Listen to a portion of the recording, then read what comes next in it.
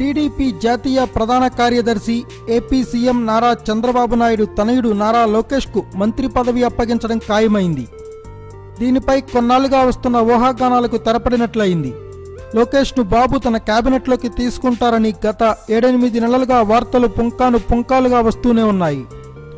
అయితే దీనిపై చంద్రబాబు గతంలో స్పందించినా మరోసారి పూర్తిగా క్లారిటీ ఇచ్చారు. లోకేష్కు మంత్రి పదవి ఇచ్చే విషయంలో చంద్రబాబు స్వయంగా స్పందించారు. లోకేష్ను కేబినెట్లోకి తీసుకోబోతున్నట్లు తెలిపారు.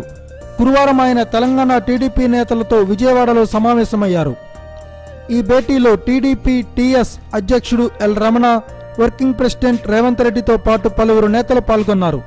లోకేష్కు తెలంగాణలో పార్టీ బాధ్యతలు అప్పగించాలని, లోకేష్ పూర్తిగా తెలంగాణ మీద కాన్సంట్రేట్ చేసేలా చూడాలని వారు బాబుకు విజ్ఞప్తి చేశారు. చంద్రబాబు వారి విజ్ఞప్తిని తిరస్కరించారు. లోకేష్కు ఏపీలో మంత్రి పదవి అప్పగించాలని అనుకుంటున్నామని చంద్రబాబు తెలిపారు. త్వరలో జరిగే ఎమ్మెల్సీ ఎన్నికల్లో లోకేష్ను ఎమ్మెల్సీగా చేసి ఆ తర్వాత మంత్రివర్గ విస్తరణలో మంత్రి పదవి ఇస్తున్నట్లు బాబు వారికి చెప్పారని టీడీపీ నేతలు తెలిపారు. ఇక లోకేష్కు టెక్నాలజీతో పాటు భారీ పరిశ్రమల శాఖలు అప్పగించే అవకాశం ఉన్నట్లు సమాచారం.